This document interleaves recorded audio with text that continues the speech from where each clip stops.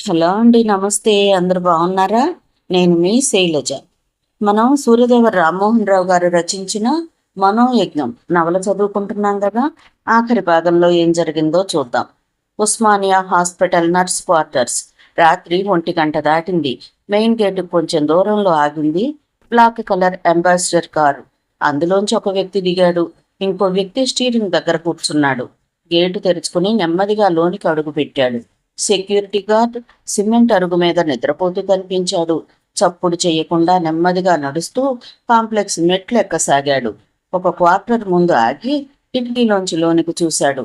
Duplicate కీతో door తెరిచి లోపలికి అడుగుపెట్టి బెడ్రూమ్లోకి నడిచాడు. అడుగుల చప్పుడుకి నిద్ర రాక అసలు ఇటు బెడ్ మీద దొర్లుతున్న nurse Prabhavati tube light switch on చేసి ఎదురుగా కనిపించిన వ్యక్తిని చూసి వణికిపోయింది. ఆ వ్యక్తి ప్యాంట్ పాకెట్లోంచి బటన్ నైఫ్ని తీశాడు.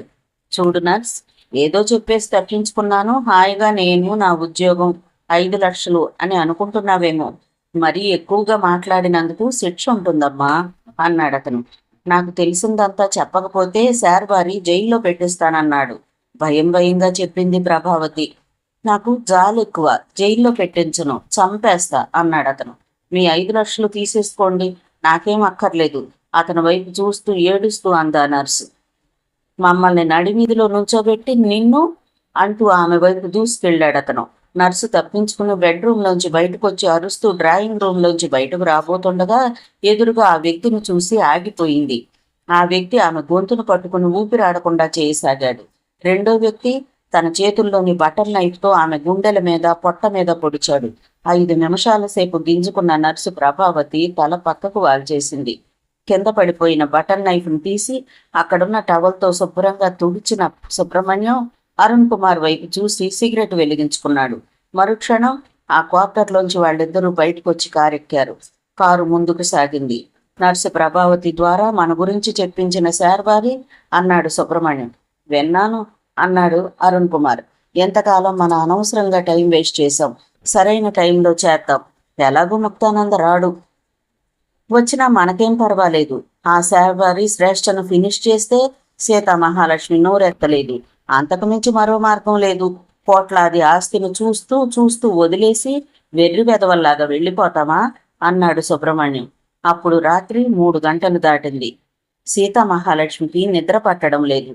అకస్మాత్తుగా మెలకు వచ్చిన మదన్ మోహన్ ఆమె వైపు చూశాడు. పడుకోవడానికి ఎంత ప్రయత్నించినా అతనికి నిద్ర పట్టడం లేదు. ఏమండి బాబు అంది సీతా మహాలక్ష్మి. ఉన్నాడా లేడా? బ్రతికున్నాడా? ఎవరైనా చంపేశారా? వస్తాడా రాడా? అతను కూడా సందేహ పరంపరల మధ్య కొట్టుమిట్టాడుతున్నాడు. చూడు మహాలక్ష్మి, నీది పవిత్ర గర్భమైతే ఆ పవిత్రతను కాపాడే స్థిర సంకల్పం గల పురుషుణ్ణి నేనైతే, ఒక వ్యక్తి పునర్జన్మకు కారణమైన పుణ్య దంపతులం మనమైతే ముక్తానంద మన ముందుంటాడు. నాకు ఆ నమ్మకం ఉంది అన్నాడు మదన్ మోహన్ రాబోతున్న దుఃఖాన్ని అతి కష్టం మీద దిగమింగుకుంటూ. భర్త మాటలకు మహాలక్ష్మి మనసు కొంత ఊరట చెందింది. పూజ గదిలోకి నడిచి కళ్ళు మూసుకుని ఇష్టదైవాన్ని ప్రార్థించసాగింది. 48 గంటలు గడిచాయి. అయినా ముక్తానంద వివరాలు తెలియలేదు. ముక్తానంద నిజంగా అదృశ్యమైపోయాడా? కిడ్నాప్కు గురయ్యాడా? ముక్తానందకు చెందిన మహాలక్ష్మి ఎస్టేట్లోని కొంతమంది వ్యక్తులు అందించిన వివరాల ప్రకారం ముక్తానంద తల్లి శ్రీమతి సీతామహాలక్ష్మి ముక్తానంద కిడ్నాప్ గురై చంపబడ్డాడని భావిస్తున్నారని తెలిసింది.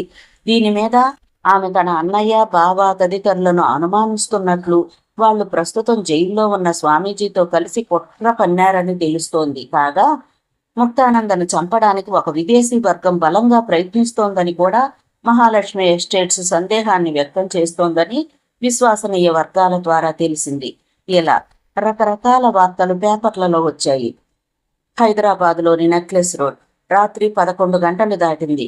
వాహనాలు, జనసమర్థం కొద్ది కొద్దిగా తగ్గుముఖం పడుతున్న వేళ ఎస్టేట్స్ లావాదేవీల వ్యవహారం, సుబ్రహ్మణ్యం, అరుణ్ కుమార్ల ఆస్తి, బ్యాంకు కార్డుల మార్పిడి తదితర విషయాల గురించి లాయర్ కృష్ణారావుతో మాట్లాడి హీరో హోండా మీద వస్తున్న శార్వారి ఆ బండి సడన్ గా ఆగిపోవడంతో దిగి పెట్రోల్ని టెస్ట్ చేసి పెట్రోల్ పూర్తిగా అయిపోవడంతో లిబర్టీ జంక్షన్ వెళ్లి పెట్రోల్ పోయించుకోవాలని నిర్ణయించుకుని బండిని నిర్మానుష్యంగా ఉన్న రోడ్డు మీద నడిపించుకుంటూ వెళుతుండగా సరిగ్గా అతని ముఖం మీద కారు హెడ్ లైట్స్ కాంతి పడటంతో కళ్ళకు అడ్డంగా చేతిని పెట్టుకుని చూశాడు.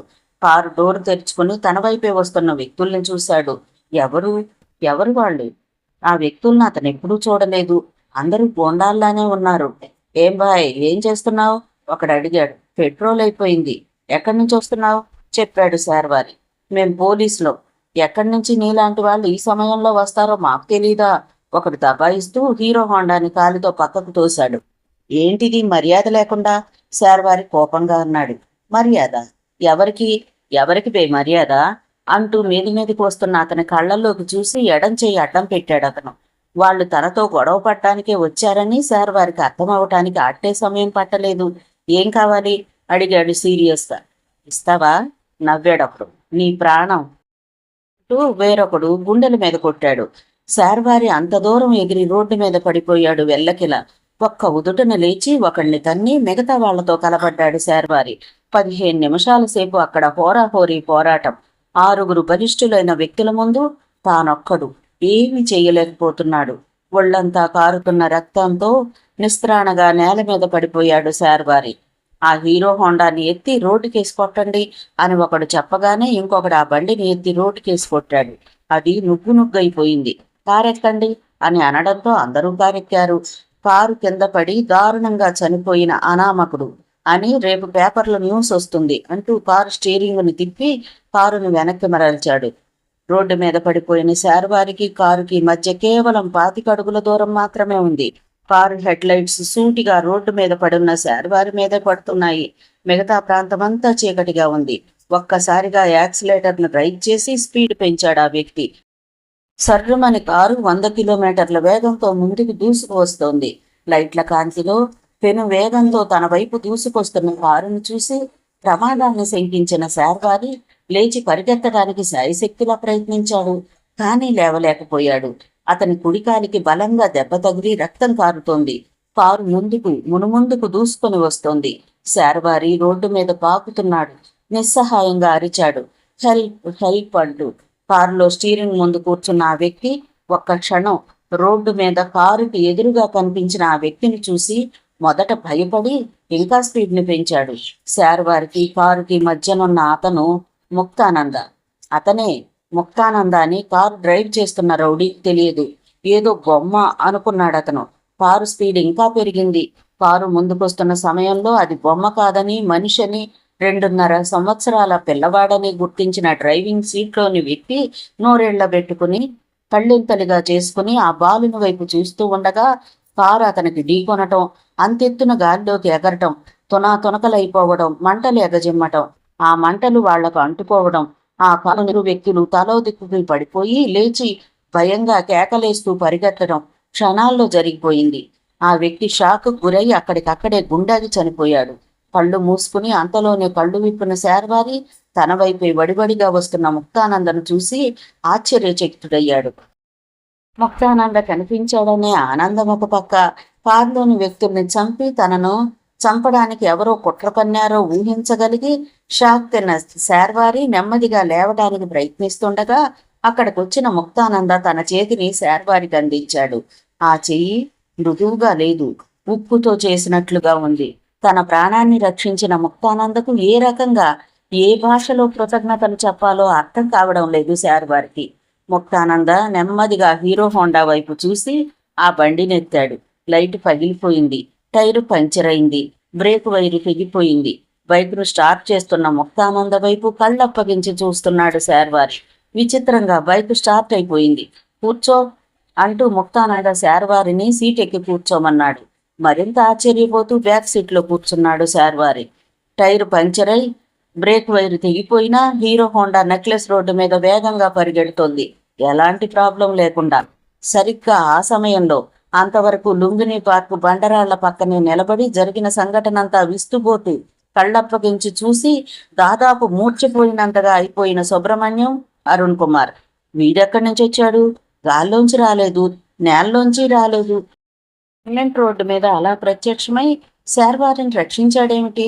కారు ముక్కలైపోవడమేమిటి అంటూ సుబ్రహ్మణ్యం కారు స్టార్ట్ చేశాడు.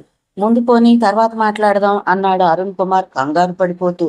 ఆ black ambassador car secretariat road వైపు దూసుకుపోయింది శరవేగంతో. అమ్మా! ఆ పిలుపు వినగానే ఒక్కసారిగా ఉలిక్కిపడి బెడ్ మీద నుంచి లేచి కూర్చుంది సీతామహాలక్ష్మి. ముక్తానంద మొట్టమొదటిసారి పిలిచిన పిలుపు అది.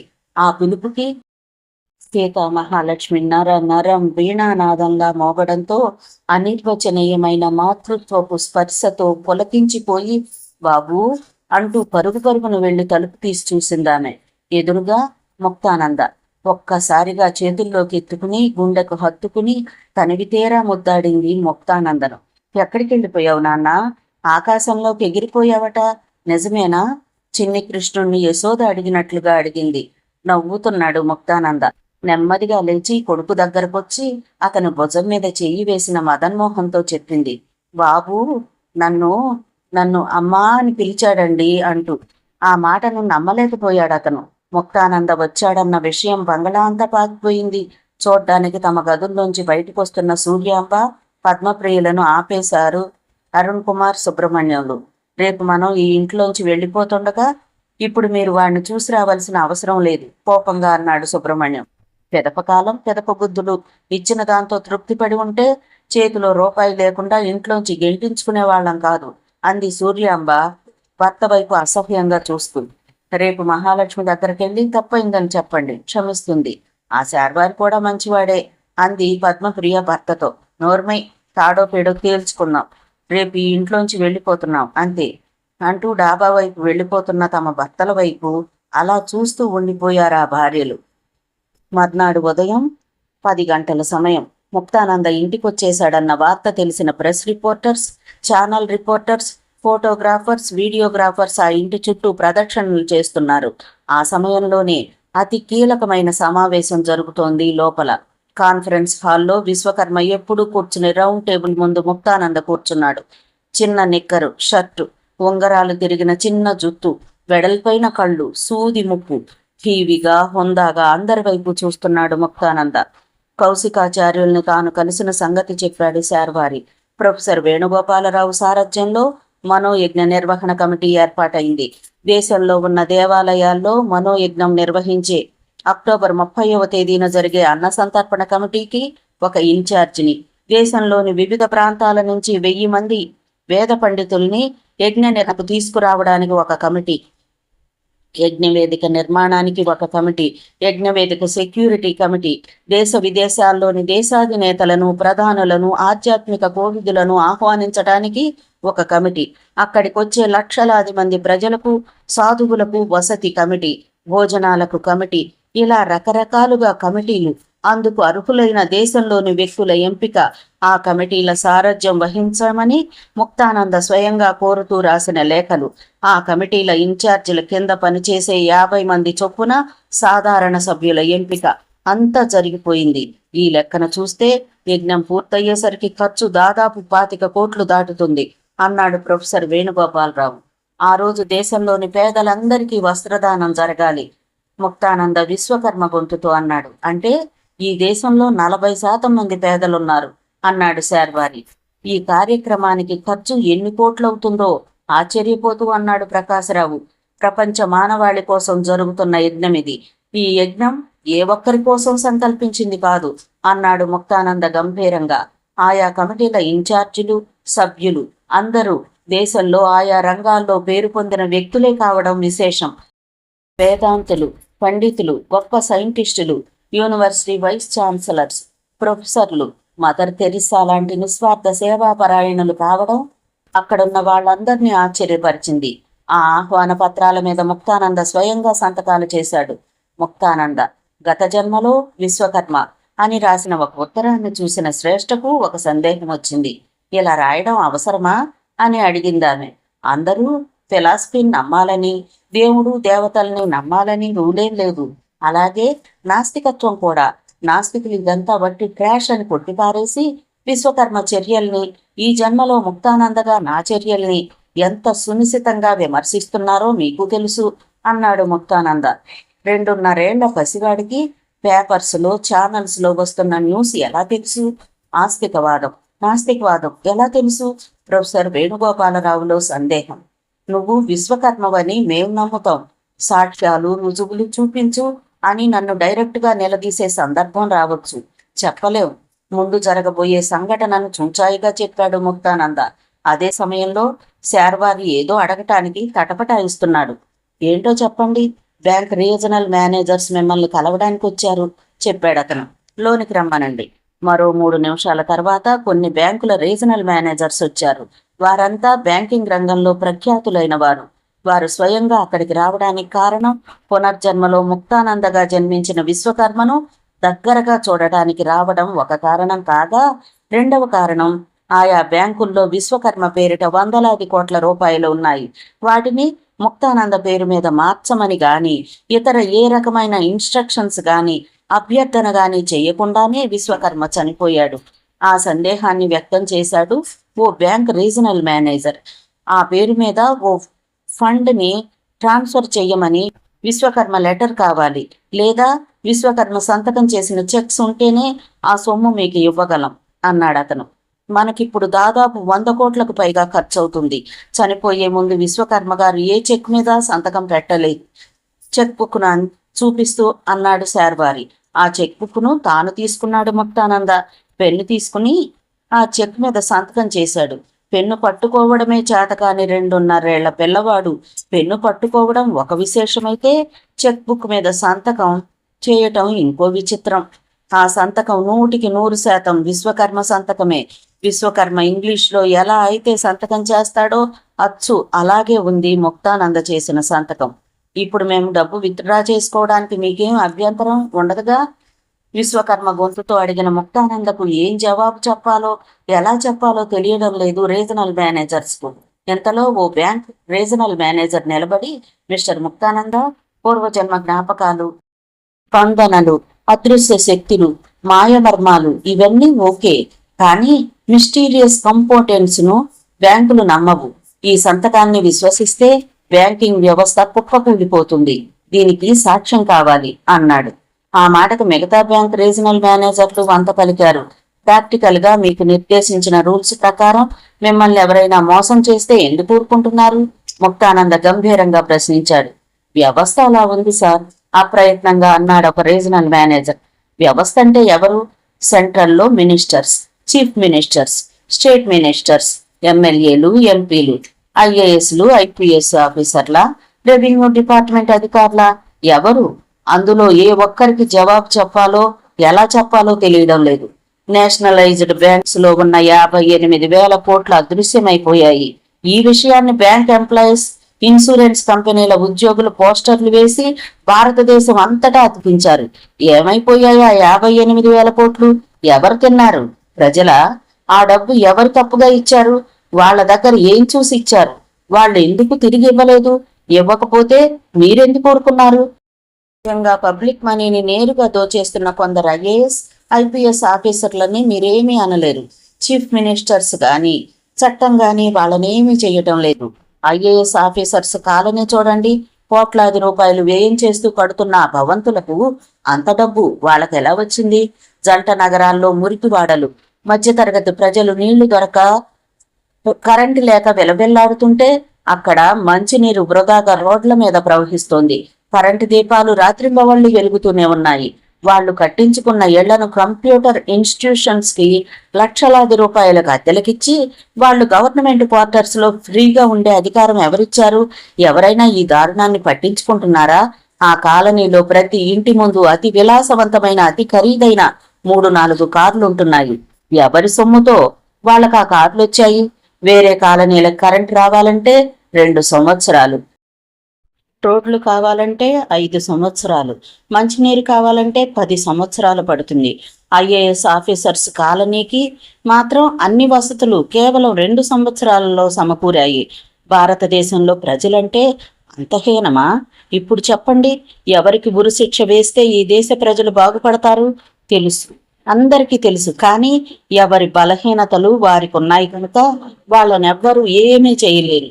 అంతేగా, ప్రజల్ని రక్షించాల్సిన నీతివంతమైన వ్యవస్థగా ఇన్నాళ్లు భావిస్తున్న ఐఏఎస్, ఐపీఎస్ అధికారులు రౌడీల కన్నా కూడా హీనంగా లంచాలు తీసుకుంటుంటే చీఫ్ మినిస్టర్స్కు తెలీదా? అది నమ్మాలా? కుళ్ళిపోతున్న ఈ వ్యవస్థలో మీ బ్యాంకింగ్ వ్యవస్థ కూడా చోటు చేసుకోబట్టే హర్షద్ మెహతాను తలతన్నే మహా గజదొంగల్ని మీ వ్యవస్థ పెంచి పోషిస్తోంది. 2.5 ఏళ్ల కుర్రాడేమిటి, వ్యవస్థను గురించి మాట్లాడటం ఏమిటి, ఏమీ అర్థం కావడం లేదు అక్కడున్న వారికి. మీరు పెట్టిన విశ్వకర్మ సంతకం గురించి అథెంటినిటీ కావాలి సార్, ఒక బ్యాంక్ రీజనల్ మేనేజర్ నెమ్మదిగా చెప్పాడు. ఒక్క క్షణం ఏదో ఆలోచిస్తూ కళ్ళు మూసుకున్నాడు ముక్తానంద. కళ్ళు తెరిచి సార్ వారి వైపు చూశాడు. విశ్వకర్మ రూపంలో నేనున్నప్పుడు నీకు నేనొక డైరీ ఇచ్చాను, ఉందా అడిగాడు. ఉంది సార్, భద్రంగా ఉంది సార్ అన్నాడు శార్వారి. దాన్ని వెంటనే తీసుకురా అన్నాడు ముక్తానంద.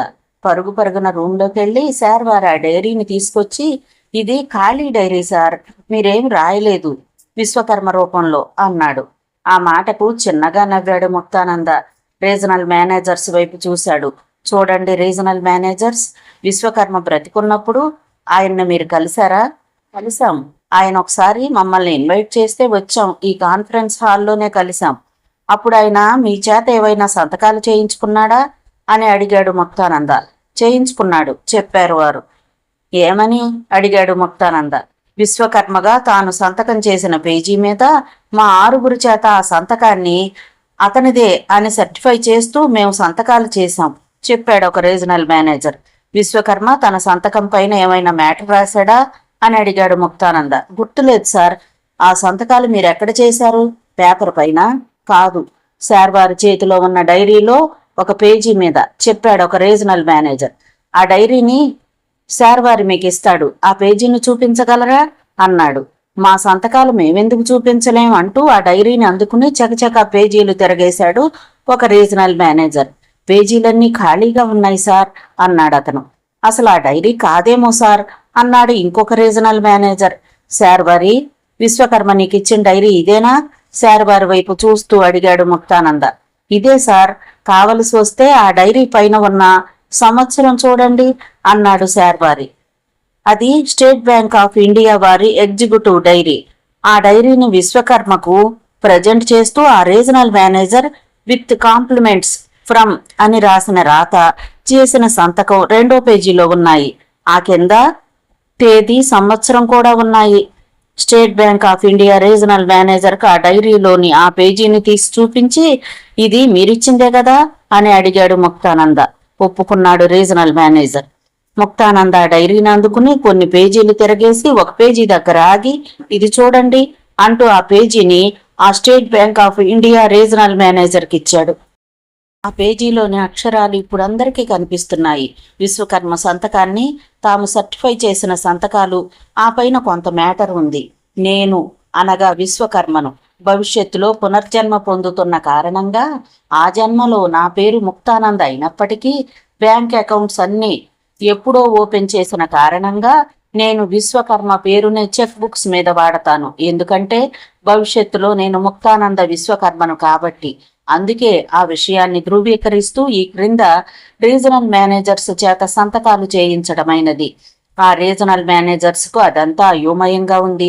విశ్వకర్మ స్వహస్తాలతో రాసిన ఆ మ్యాటర్ని, విశ్వకర్మ సంతకాన్ని సర్టిఫై చేస్తూ తమ సంతకాలు ఉండటంతో ఎట్టకేలకు మీరు విశ్వకర్మ పేరు మీద చెక్స్ పంపండి, మా సందేహం తీరింది అని లేచి నిలబడ్డారు 6 ఒకరి వైపు ఒకరు చూసుకుంటూ. మీ పునర్జన్మను కూడా నమ్ముతున్నాం, ఒక రీజనల్ మేనేజర్ అన్నాడు దిగ్భ్రాంతి నుండి తేరుకుంటూ. ఎందువల్ల ప్రశ్నించాడు ముక్తానంద. మాకు డైరీ శూన్యంగా కనిపించడం, మీరు బాలుడైనా చనిపోయిన విశ్వకర్మలాగే ప్రవర్తించడం, ఆయన స్వరంతో మాట్లాడటం, ఇదంతా సృష్టిలోని వైచిత్రికి నిదర్శనమైతే ఆ డైరీని మీరు మా చేతికిచ్చాక మా సంతకాలు మాకు కనిపించాయి. అది నిజం. ఆ నిజం 5% అయితే మీ దైవికమైన శక్తి 95%. పునర్జన్మలను ఇప్పటి వరకు విశ్వసించకపోయినా ఇప్పుడు నమ్ముతున్నాం అంటూ ముక్తానందకు నమస్కరించి తాము చూసిన అద్భుతానికి సంచలించిపోతూ వెళ్లిపోయారు వాళ్ళు. ముక్తానంద కుర్చీ దిగాడు. మిగతా వాళ్ళందరూ లేచి నిలబడ్డారు. వేణుగోపాలరావు వైపు చూశాడు ముక్తానంద. నా మాటల్ని చేష్టల్ని అప్పట్లో రికార్డు చేసి పరిశోధన చేయడానికి పూనుకున్నారు కదా, ఎంతవరకు వచ్చిందా పరిశోధన అడిగాడు ముక్తానంద. మీరు నిర్వహించే ఆ మనోయజ్ఞంతో ఆ పరిశోధన పూర్తవుతుంది, ముకుళిత హస్తాలతో చెప్పాడు ప్రొఫెసర్ వేణుగోపాలరావు. నేనే అని నొక్కి వక్కాణిస్తున్న పునర్జన్మ సత్య సిద్ధాంతాన్ని ప్రబలంగా చెప్పడానికి ముక్తానంద నోటి నుంచి ఆ ప్రశ్న వచ్చిందనే విషయం అర్థమైంది వేణుగోపాలరావుకి. విశ్వశాంతి, మానవాళి పురోగతి కోసం, కలియుగాంతంలో సరికొత్త యుగ సృష్టి కోసం ముక్తానంద స్వయంగా నిర్వహిస్తున్న మనోయజ్ఞం, అదృశ్యమైపోయి తిరిగి వచ్చిన బాలుడు ముక్తానంద నిర్వహిస్తున్న మనోయజ్ఞం, దేశ విదేశాల్లోని మేధావులు, ఆధ్యాత్మికవేత్తలందరూ పాల్గొంటున్న మనోయజ్ఞం, కొన్ని వేల సంవత్సరాల క్రితం నాటి మనోయజ్ఞం మళ్లీ ముక్తానంద నిర్వహణలో.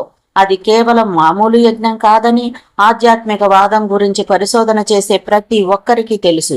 పత్రికలు, టీవీ ఛానల్స్ ద్వారా ఆ మనోయజ్ఞానికి విపరీతమైన పబ్లిసిటీ రావటం, జింఖానా గ్రౌండ్స్ లో ముక్తానంద మాయమైన దృశ్యాన్ని కళ్ళారా చూడటంతో టీవీ తెర మీద గాని ప్రత్యక్షంగా గాని ఆ మనోయజ్ఞాన్ని చూడాలని కోట్ల ప్రజలు ఉవ్విళ్ళూరుతున్నారు. శివం రోడ్లోని గెస్ట్ హౌస్. మ్యాజిక్, మాయ మనది కాదు, మనోయజ్ఞం నిర్వహణ మాయ. వేదాలు, ఉపనిషత్తులు చదివాం. ఎక్కడుంది మనోయజ్ఞం? దేశ విదేశాల నుంచి వేలాది కోట్లను విరాళాలుగా వసూలు చేయడానికి మనోయజ్ఞం ఒక సాకు మాత్రమే. విశ్వకర్మ పునర్జన్మ అసత్యం, ముక్తానందగా పుట్టడం అసత్యం. ఎవరో హిప్నటైజ్ చేసి ముక్తానందలో అద్భుత శక్తులున్నట్లు ప్రపంచాన్ని నమ్మిస్తున్నారు. ఆ అతీత శక్తుల వల్లే నిజమైన హిందూ మతానికి అపచారం జరుగుతోంది. బెయిలు మీద జైల్లోంచి వచ్చిన ప్రధాన స్వామీజీ తన ఎదురుగా ఉన్న అహోబలుడు, మిగతా చిన్న స్వాముల వైపు చూస్తూ క్రోధంగా అన్నాడు, ముక్తానంద పునర్జన్మ అన్నది ఇంటర్నేషనల్ కాన్స్పిరసీ. ఆ కుట్రను మనం బద్దలు చెయ్యాలి. ఎక్కడ చూసినా ముక్తానంద, ఇంకా ఎక్కడ విన్నా మనోయజ్ఞం. అహోబలుడు అసహనంగా అన్నాడు, ఆ మనోయజ్ఞం వేదాంతులమైన మనం నిర్వహించాలి గాని ఆ కుర్రకుంక నిర్వహించడం తగదు. అతన్ని ఆ మనోయజ్ఞం చెయ్యకుండా నిరోధించగలిగే పవర్స్ మీకే ఉన్నాయి. ప్రధాన స్వామీజీ వైపు చూస్తూ అన్నాడు ఇంకో స్వామీజీ. చంపేస్తే పేడా పోతుంది, అహోబలుడు అన్నాడు. ఆ ముక్తానందను చంపడం అంత తేలిక కాదు. అతను దొరకడు. అతని అదృశ్య శక్తులను చూస్తున్నాం కదా అన్నాడు ప్రధాన స్వామీజీ. మనోయజ్ఞం జరగకుండా నిరోధించలేమా అడిగాడు అహోబలుడు. నిరోధించలే. ఈ సమయంలో మనం దానిని నిరోధించటం అనవసరం. ఆ మనోయజ్ఞ నిర్వహణ సమయంలో మనం ముక్తానందను హతమార్చి ఆ యజ్ఞాన్ని మనం నిర్వహిస్తే కీర్తికి కీర్తి, పుష్కలమైన డబ్బు మనకే. పవిత్రమైన మతోద్ధారకులుగా చిరకాలం నిలిచిపోతాం అన్నాడు ప్రధాన స్వామీజీ. సరిగ్గా ఆ సమయంలో లోనికొచ్చారు సుబ్రహ్మణ్యం, అరుణ్ కుమార్ దాస్. మీతో చేతులు కలిపినందుకు మేము రోడ్డున పడ్డాం. మన రహస్యాల్ని లీక్ చేసినందుకు ఆ నర్సుని చంపేశాం. ప్రస్తుతం పోలీసులు మా కోసం వెతుకుతున్నారు. మీరే కాపాడాలి. సుబ్రహ్మణ్యం అన్నదానికి వంత పాడాడు అరుణ్ కుమార్. ఏం భయపడకండి, నేనున్నాను కదా. మైసూర్లోని మన ఆశ్రమంలో మీరు హాయిగా కుటుంబాలతో పాటుగా ఉండండి అభయం ఇచ్చాడు స్వామీజీ. New York, Shatananda Residency. శతానంద స్వయంగా ఫోన్ చేసి ఇంటికి రమ్మని పిలవడంతో డాక్టర్ విశ్వనాథన్కి, ధనుంజయ్కి ఆ ఎత్తుగడ ఏమిటో అర్థం కాలేదు. తనను చంపేస్తానని బెదిరించిన బెదిరింపు అపురూపకు చెప్పాక రాజీ పడతాడా? విశ్వకర్మ ఎలాగూ లేడు కాబట్టి మీకేం పోస్ట్ కావాలో తీసుకోమంటాడా? విశ్వనాథన్, ధనుంజయ్ రకరకాలుగా ఆలోచిస్తున్నారు.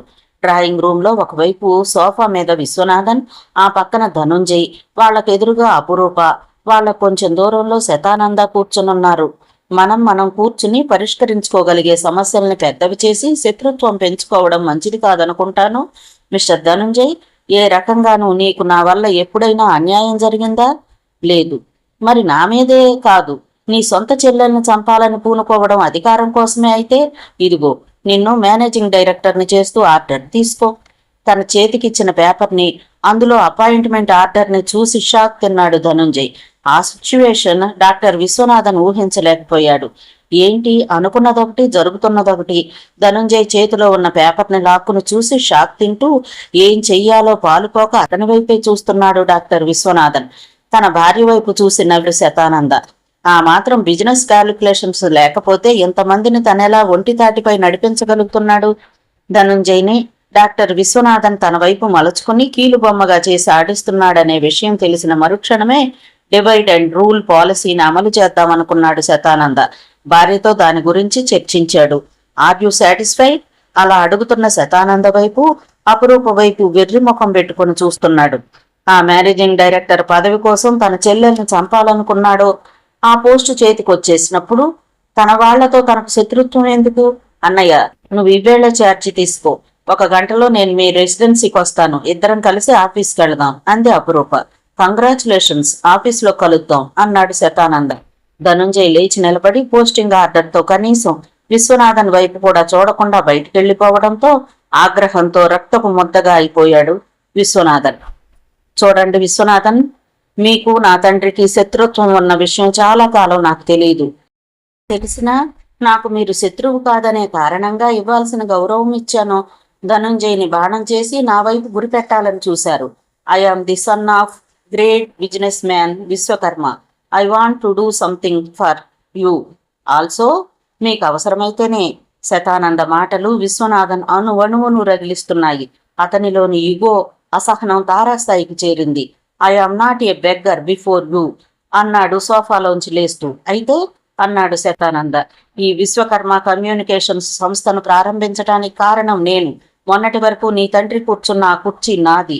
నువ్వు కూర్చున్న కుర్చీ చనిపోయిన నా కొడుకుది.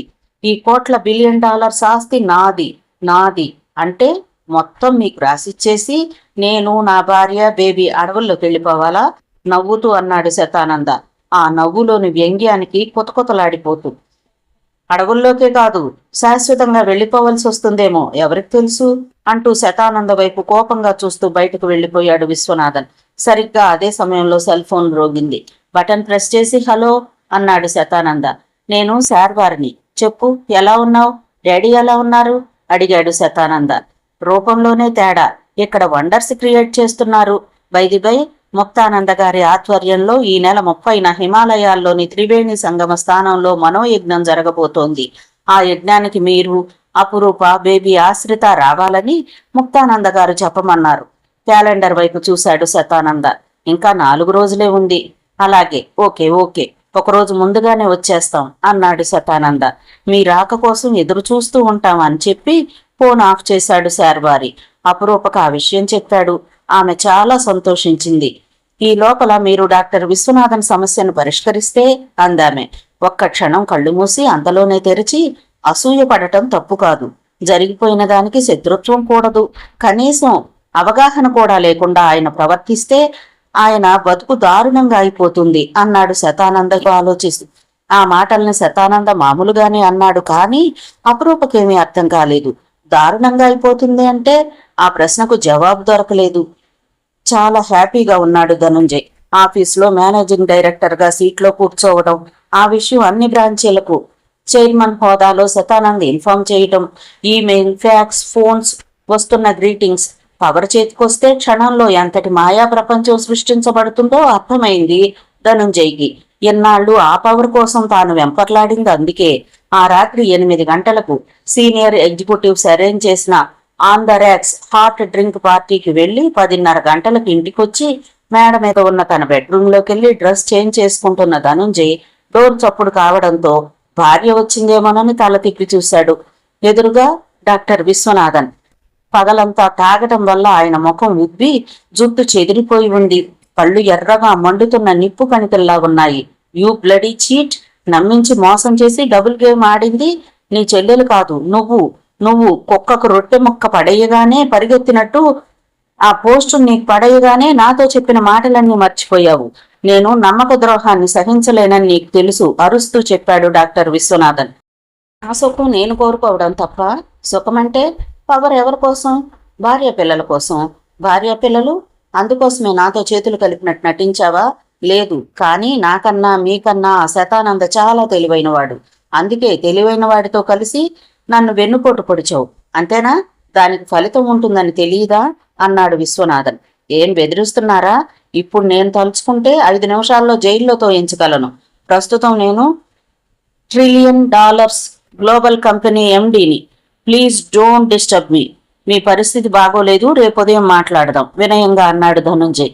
అతనన్న ఆ మాటకు మరింత రెచ్చిపోయాడు డాక్టర్ విశ్వనాథన్. నన్ను జైల్లో తోయిస్తావా? అంతవరకు నువ్వు బతికితే కదా. ఏ రూపంలో ఎవరు నాకు నమ్మక ద్రోహం చేసినా నేను క్షమించేదే లేదు అంటూ రివాల్వర్ తీశాడు సడన్ గా. What is going on here? అప్పుడే లోపలికి వచ్చిన ధనుంజయ్ అమెరికన్ భార్య ఇద్దరి మధ్యకు వచ్చింది.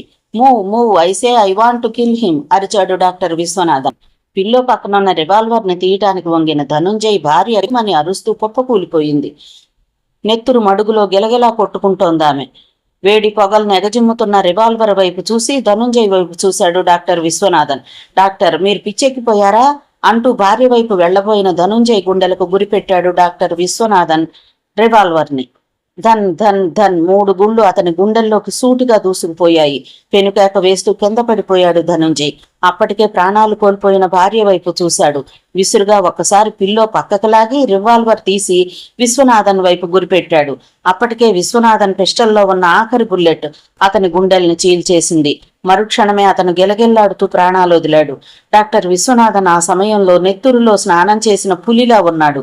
ధనుంజయ్, అతని భార్యల శరీరంలోంచి ఎగజిమ్మిన నెత్తురు అతని ముఖం మీద, చేతుల మీద లైటు కాంతిలో మెరుస్తోంది. ఎదురుగా ఉన్న అద్దంలో తన రూపాన్ని ఒకసారి చూసుకుని తనలో తానే నవ్వుకున్నాడు విశ్వనాథన్. పిచ్చి పిచ్చిగా నవ్వుకున్నాడు. ఆ విశ్వకర్మ వంశాన్ని నిర్వీర్యం చెయ్యకపోతే నేను విశ్వనాథన్నే కాను. చనిపోయిన కొడుకును తలుచుకుని అక్కడి నుండి వెళ్లిపోయాడు. విశ్వకర్మ కమ్యూనికేషన్స్ సంస్థ మేనేజింగ్ డైరెక్టర్ గా పదవిలోకి వచ్చిన రోజే ధనుంజయ్ భార్యతో సహా మర్డర్ కావడం న్యూయార్క్ లో సంచలనాన్ని కలిగించింది. వెంటనే పోలీస్ దర్యాప్తు ప్రారంభమైంది. డాక్టర్ విశ్వనాథన్ ప్రవర్తనపై అందరికీ అనుమానం వచ్చింది. పోలీసులు అతని ఇంటి మీద రైడ్ చేశారు, కానీ అతను అక్కడ లేడు. అప్పటికే అతను అండర్ గ్రౌండ్స్ లోకి వెళ్లిపోయాడు. అతని అంతిమ లక్ష్యం శతానంద, అపురూప ఆశ్రితలను చంపడం. స్థుత్తరస్యాంసి దేవతాత్మ హిమాలయానామ నగాదింజహ పూర్వాపరౌ వారి నిధి విగాహ్యై స్థితః పృథివ్యా ఇవ మానదండః. ఆ చివరి నుంచి ఈ చివరి వరకు వ్యాపించిన ఆ మంచు కొండలను చూడగానే ముక్తానందకు పూర్వజన్మలో తాను చదివిన కాళిదాసు శ్లోకం గుర్తొచ్చింది. ఉత్తర దిక్కులో ఉన్న హిమాలయ పర్వతాలు పడమర దిశలను పులిచే పెద్ద కాలమానంలా ఉన్నాయట. అక్కడక్కడ మంచు మధ్యలోంచి మొలకెత్తిన చిత్ర విచిత్రమైన పొడవాటి వృక్షాలు, చిన్న చిన్న పల్లెటూళ్ళు, ఆ పల్లెటూరి వారి విచిత్రమైన వేషధారణ. దారి ఉన్నంత వరకు కారులో వెళ్ళాక అక్కడి నుంచి నడవటం ప్రారంభించాడు. ఆ హిమాలయాలకు అటు నేపాల్ సరిహద్దులో జీవితాన్నంతా ఆస్తి అంతస్తుల సంపాదనకు వెచ్చించి చివరి దశలో ముక్తి కోసం ప్రత్యేకంగా ఆశ్రమాలను కట్టించుకుని వానప్రస్థాశ్రమ జీవితాన్ని గడుపుతున్న కొంతమంది కోటీశ్వరులు, ఇంకో పక్క కొండ గుహలో తపస్సు చేసుకుంటున్న మహాత్ములు, వాళ్లు నిర్మించుకున్న కుటీరాలు, దూరంగా త్రివేణి సంగమ స్థానం. ఆ ప్రదేశం చాలా విశాలంగా ఉంది. ఆ సంగమ స్థానానికి దూరంగా కొండలు, ఆ కొండల్లోంచి దుముకుతున్న జలపాతాలు. దాదాపు 100 ఎకరాల భూభాగాన్ని యజ్ఞ నిర్వహణ ప్రదేశం కోసం ముక్తానంద ఎంపిక చేశాడు. పక్కనే ఉన్న కౌశికాచార్యుల వైపు చూశాడు. ఈ ప్రదేశంలోనే పార్వతీ పరమేశ్వర్లు ఒకప్పుడు సంచరించారని ప్రతీతి అన్నాడాయన. మంచు గుట్టల్లోంచి నడుచుకుంటూ కిందకొచ్చారు. అదొక పల్లెటూరు. అక్కడ 10 కార్లు, 20 మంది వ్యక్తులు ముక్తానంద కోసం ఎదురు చూస్తూ ఉన్నారు. ముక్తానందను చూడగానే ఒక వ్యక్తి ముందుకొచ్చి తనను తాను పరిచయం చేసుకున్నాడు. నేను ప్రైమ్ మినిస్టర్ స్పెషల్ పిఏని సార్. మీరు నిర్వహించే మనోయజ్ఞానికి ప్రధాని తన పూర్తి సహాయ సహకారాలు అందజేస్తున్నామని తెలియజేస్తూ మీకు ఈ లెటర్ ఇమ్మన్నారంటూ ఒక లెటర్ని ముక్తానందకు అందజేశాడు. ఆ లెటర్ చదువుకుని మందస్మితం చేశాడు ముక్తానంద.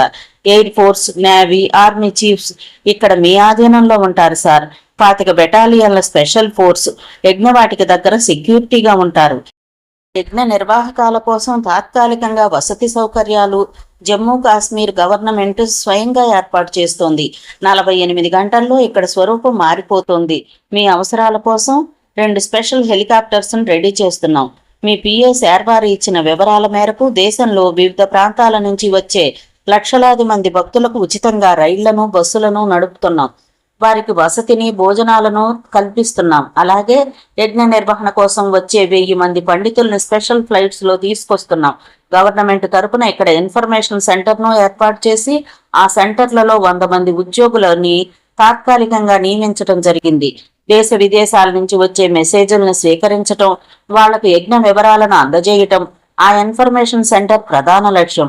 ఈ సందర్భంగా విశ్వకర్మ జీవితం మీడియా కింగ్ గా ఆయన సాధించిన విజయాలు, దేశంలో నిరుద్యోగాన్ని అంతం చేయడం కోసం ఆయన చేపట్టిన బృహత్తర పథకం, ఆ తరువాత ఆయన జీవితంలో తటస్థించిన ఆధ్యాత్మిక చైతన్యం, జరిగిన సంఘటనలు, మీ రూపంలో ఆయన తిరిగి జన్మించడం, అనేక సందర్భాల్లో ఆయనపై దేశ విదేశాల్లోని పత్రికల్లో వచ్చిన వ్యాసాలు, మీ మీద వస్తున్న వ్యాసాలు, ప్రముఖ వేదాంతులు, సైంటిస్టులు, మఠాధిపతులు మీ పునర్జన్మ విషయంపై వెలుబుచ్చిన అభిప్రాయాలతో మన హిందూ దేశ పురాతన సత్యాన్ని విశ్వవ్యాప్తం చేస్తున్న మీ కృషికి కొనియాడుతూ కేంద్ర ప్రభుత్వంలోని మానవ వనరుల శాఖ మనోయజ్ఞం అనే గ్రంథాన్ని ప్రచురిస్తోంది.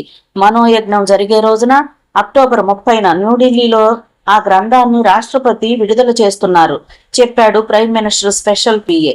ఆ మనోయజ్ఞ నిర్వహణకు ఏర్పాటైన కమిటీలతో పాటు ఆధ్యాత్మికవాదులైన రాష్ట్రపతి, ప్రధాని ఇలా స్పందించటం అరుదైన విషయం. అదే అభిప్రాయాన్ని కౌశికాచార్యులు వెలుబుచ్చారు. కొన్ని వేల మంది జనం మధ్యలో 2.5 ఏళ్ల ముక్తానంద టీవీగా, హుందాగా నడుస్తూ తనకు కేటాయించిన విశాలమైన గెస్ట్ హౌస్ లోనికి ప్రవేశించాడు. ఏర్పాట్ల కోసం కొన్ని లక్షల మంది అహోరాత్రులు ప్రయత్నిస్తున్నారు. ప్రొఫెసర్ వేణుగోపాలరావు, శార్వారి, శ్రేష్ఠ క్షణం కూడా తిరిగి లేకుండా ఉన్నారు. ఒక్క భారతదేశంలోనే కాదు, ప్రపంచంలో ఏ పేపర్ తిరగేసిన మనోయజ్ఞం నిర్వహణ గురించే ఫోటోలతో వార్తలు దర్శనమిస్తున్నాయి. కొన్ని satellite channels direct relay program ని ఏర్పాటు చేశాయి. ముందు రోజు రాత్రి కౌశికాచార్యులు ముక్తానందతో ఇలా అన్నాడు. నీ జీవితం పునీతమైంది ముక్తానంద, వశిష్ఠుడంతటి వాడివయ్యావు. ఆచార్య, ఈ సృష్టిలో మనుగడ సాగించే ఏ ప్రాణి చేతుల్లోనూ ఏమీ లేదు, ఉన్నది అహంకారం మాత్రమే. విశ్వకర్మలో ఉన్న నా అంతర్రూపాన్ని వెలికితీసి ఈ మనోయజ్ఞ నిర్వహణను నా భుజస్కంధాల మీద పెట్టి నన్ను పునీతుణ్ణి చేసిన మహాయోగి, దైవస్వరూపుడు ఆ దశహర మహర్షి అంటూ ఆ మహర్షిని మనసులోనే తలుచుకుని చేతులు ముకుళించాడు ముక్తానంద. నాయనా ముక్తానంద, ఈ సమయంలో నీకో విషయం చెప్తాను, విను. మొట్టమొదట పరమాత్మ శక్తిలోని ఒక అంశం సూర్యబింబాన్ని కట్టెగా చేసుకుని అగ్నిగా జన్మించింది. సూర్యునిలోని కాంతి ఆగ్నే, ఆగ్ని నుంచే చంద్రుడు జన్మించాడు. ఆ చంద్రుని లోపల ఉండే చల్లదనంలోంచి మేఘాలు పుట్టాయి. ఆ మేఘాలలోంచి వర్షం ద్వారా చరాచర ప్రకృతి సృష్టించబడింది. ఆ ప్రకృతిలోంచి స్త్రీ పురుషులు జన్మించారు. స్త్రీ పురుషుల వీర్య కలయిక వల్ల సంతానం కలిగింది. అలా మానవ సృష్టి ఏర్పడింది. అంటే అన్నింటికీ కారణమైన మూల వస్తువేది? అగ్ని. అందుకే ఈ యజ్ఞ నిర్వహణ. నీలోని మహాగ్ని స్వరూపమే నీకు పునర్జన్మనిచ్చింది. అగ్నిలోంచి అగ్ని పుట్టి అగ్నిని ఆవాహన చెయ్యడం అంటే ఇదే అని అంటూ ఉపనిషత్తుల్లోని అగ్ని రహస్యాన్ని చెప్పాడు కౌశికాచార్యులు. ఆ విషయాన్ని విన్న ముక్తానంద స్థిర మనస్కుడై అగ్నిదేవుణ్ణి మనసులోనే ధ్యానించాడు. ఆ ధ్యానంలో ఉన్న ముక్తానంద శరీరం చుట్టూ తేజోవలయాన్ని ప్రత్యక్షంగా చూసిన కౌశికాచార్యులు దిగ్భ్రమకు ఊరయ్యారు. అగ్నిని ముక్తానంద సరిగ్గా ఆవాహన చేస్తున్న సమయంలోనే అక్కడ హైదరాబాదులో ఒక సంఘటన జరిగింది. త్రివేణి సంగమంలో ఏర్పాట్లన్నింటినీ పర్యవేక్షించి మిగతా బాధ్యతలను ప్రొఫెసర్ వేణుగోపాలరావుకు అప్పగించి అప్పటికప్పుడు బయలుదేరి స్పెషల్ ఫ్లైట్లో శార్వారి, శ్రేష్ఠ హైదరాబాద్ వచ్చారు. దానికి కారణం న్యూయార్క్ నుంచి శతానంద భార్య, కూతురుతో పాటు వస్తూ ఉండటం. మరునాడు యజ్ఞ నిర్వహణ సమయానికి ముక్తానంద తల్లిదండ్రులైన సీతామహాలక్ష్మి, మదన్మోహన్లను అక్కడకు తీసుకురమ్మని ముక్తానంద చెప్పడంతో హైదరాబాద్ వచ్చిన శార్వారి, శ్రేష్ఠ, శతానంద, అపురూప వస్తున్నారన్న విషయం సీతామహాలక్ష్మికి తెలియజేశాడు. సరిగ్గా అదే సమయంలో ఆ ఇంట్లోంచి వెళ్లగొట్టబడిన సుబ్రహ్మణ్యం, అరుణ్ కుమార్ దాస్ కొత్తగా చేరిన ఫ్లాట్లోని డ్రాయింగ్ రూమ్లో కూర్చొనున్నారు. చూసావా, మన కళ్ల ముందే అంతా జరిగిపోతోంది అన్నాడు గ్లాసులోని డ్రింకును గడగడా తాగుతూ సుబ్రహ్మణ్యం. ఏం జరిగిపోతోంది? కొన్ని 100 కోట్లు నీళ్లలా ఖర్చయిపోతున్నాయి. ఆ మనోయజ్ఞం జరిగిపోయాక ఎవరి వాటా వాళ్ళకిచ్చేసి ముక్తానంద అమెరికాలోని శతానంద దగ్గరకు వెళ్లిపోతాడని అందరూ అనుకుంటున్నారు అన్నాడు సుబ్రహ్మణ్యం. అంటే సీతామహాలక్ష్మి, మదన్మోహన్లు కూడా వెళ్ళిపోతారా? తెలీదు. వాళ్ళు అమెరికా వెళ్ళిపోతే మనకేమిటి? సీతామహాలక్ష్మి, మదన్మోహన్లను మనం అమెరికా వెళ్లకుండా ఆపాలి. అంటే మనం ఎలా ఆపగలం? వీటన్నింటికీ కారణమైన ఆ శార్వారి గారిని గురించి ఆలోచించు. మనోయజ్ఞానికి మహాలక్ష్మిని, మదన్మోహన్ని తీసుకెళ్లడానికి వాడు, శ్రేష్ఠ ఎస్టేట్స్కి వచ్చారు. అక్కడే ఉన్నారు. శార్వారి, శ్రేష్ఠలను తొలగిస్తే తప్ప మనకు డబ్బు, పవర్ చేతికి రావు. ఏం చెయ్యాలి? ఈసారి ప్లాన్డ్గా చెయ్యాలి. ఒకే ఒక ప్లాన్. మనకు దక్కంది మరెవరికి దక్కకూడదు. సీతామహాలక్ష్మితో సహా అందరూ చచ్చిపోతే చచ్చిపోని, బంధుత్వాల కన్నా డబ్బు ముఖ్యం, అంతే. అయితే పద. ముగ్గురు బయటకొచ్చి కారెక్కారు. అరగంట తర్వాత ఆ కారు మహాలక్ష్మి ఎస్టేట్స్ ముందాగింది. ఏం చెయ్యాలో మిగతా ఇద్దరికీ చెప్పి తాను ఒక వైపుకి వెళ్ళాడు సుబ్రహ్మణ్యం, చేతిలో పెట్రోల్ డబ్బాతో. చప్పున మెలకు వచ్చింది శ్రేష్ఠకు. పెట్రోలు వాసన గుప్పుమని ఆమె ముక్కు పుటాలకు తగిలింది. చటుక్కున ఆమె బ్రెయిన్లో సిక్స్త్ సెన్స్ అగ్ని ప్రమాదాన్ని శంకించి గబుక్కున బెడ్ నుంచి లేచి శార్వారిని లేపి తలుపులు తెరుచుకుని బయటకొచ్చి మేడ మెట్లెక్కి నలువైపులా చూసింది. ఎగబాకుతున్న మంటలు, నలువైపుల్ని పోరలు చాస్తూ రివురివుమని వీస్తున్న గాలికి ప్రజ్వలిస్తూ మంటలు మంటలు మంటలు. ఆ మంటలు థర్డ్ ఫ్లోర్లోని అవుట్ హౌస్, సెకండ్ ఫ్లోర్లోని బెడ్రూమ్స్, హాలు, వరండాలు దాటి క్రమంగా వేగాన్ని అందుకుని ఫస్ట్ ఫ్లోర్లో ప్రవేశిస్తున్నాయి. హాహాకారాలు చేస్తున్న సెక్యూరిటీ స్టాఫ్. అప్పటికే సెక్యూరిటీ చీఫ్ ఫైర్ డిపార్ట్మెంట్కి ఫోన్ చేశారు. శ్రేష్ఠ కమాన్ అంటూ ఒక్క ఉదుటన సెకండ్ ఫ్లోర్లోకి వచ్చాడు శార్వారి. తగలబడుతున్న ద్వారబంధాలు, కిటికీ కర్టన్లు, పాకుతున్న మంటలు. సెకండ్ ఫ్లోర్లోని సీతామహాలక్ష్మి బెడ్రూమ్ వైపు చూడగానే శార్వారి అటువైపు పరిగెత్తాడు. దట్టంగా పెట్రోలు పోయడం వల్ల గోడల్ని సైతం మంటలు ఆక్రమించాయి. మేడం మేడం అరుస్తున్నాడు శార్వారి తలుపులు తడుతూ. ఏ ఒక్కరూ పలకడం లేదు. వెనక డోర్ వైపు పరిగెత్తింది శ్రేష్ఠ. తలుపులు బాధింది. కిటికీలోంచి లోపలికి చూడటానికి ప్రయత్నించింది. ఎటు చూస్తే అటు అణువణువును భస్మం చేస్తున్న మంటలు. ఆ బిల్డింగ్ చుట్టూ గుమికూడిన వేలాది మంది జనం. అంతలో సర్రమంటూ వచ్చాయి ఫైర్ ఇంజన్లు. దావానలల్లా ఎగచిమ్ముతున్న ఆ మంటల్ని ఫైర్ ఇంజన్ ఉద్యోగులు కూడా అదుపు చేయలేకపోతున్నారు. సీతామహాలక్ష్మి గాని మదన్ మోహన్ గాని ఎవరూ వచ్చి తలుపులు తీయడం లేదు. ఏమైంది? గొంతెత్తి అరుస్తున్నాడు శార్వారి శ్రేష్ఠ. ఎవ్వరూ పలకడం లేదు. బహుశా వాళ్ళు మంటల్లో పడి. ఆ ఆలోచన రాగానే శార్వారి కళ్ళల్లో నీళ్లు తిరిగాయి. ఏం చెయ్యాలో తెలియక కేకలేస్తూ ఆ బెడ్రూమ్ చుట్టూ పరుగులు తీస్తున్నారు శార్వారి శ్రేష్ఠ. ఒక్కసారిగా ఆ మంటలు వాళ్ళిద్దరిని కూడా చుట్టుముట్టేశాయి. ఒక పక్క తాము కాలిపోతున్నా తమ బాధ్యతను నిర్వర్తించడానికి 1000 విధాలుగా ప్రయత్నిస్తున్నారు వాళ్ళు. లోపలున్న సీతామహాలక్ష్మికి గాని మదన్ మోహన్కి గాని ఆ మాటలు వినిపించడం లేదా? అయినా అంత మొద్దు నిద్రపోతున్నారా ఏమో? ఏమిటో ఏదీ తెలియని చిద్విలాసం. అగ్నిహోత్రుణ్ణి ధ్యానిస్తూ ముక్తానంద ఒక్కసారిగా కళ్ళిప్పాడు. అతని కళ్ళ ముందు దగ్ధమవుతున్న మహాలక్ష్మి ఎస్టేట్స్ ఒక్కసారి కనిపించాయి, అంతే. ఆ మరుక్షణం అతని పెదవుల నుండి కొన్ని మంత్రాలు ఉచ్చస్వరంతో వెలువడ్డాయి.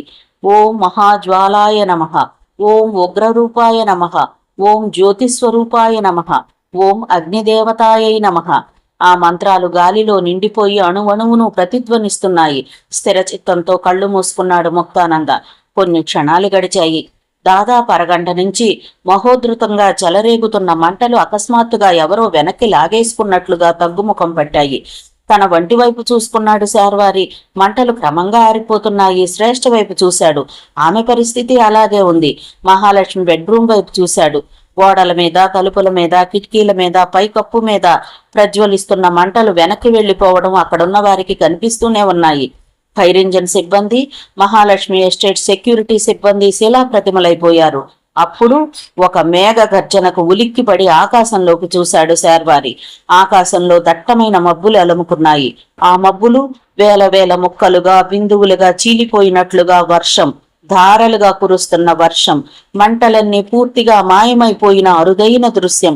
మంటల్లో అందరూ మాడి మసైపోతారనుకున్న సుబ్రహ్మణ్యం, అరుణ్ కుమార్ దాస్ దూరంగా చెట్టు కింద నిలబడి జరుగుతున్న అద్భుతాన్ని చూస్తున్నారు.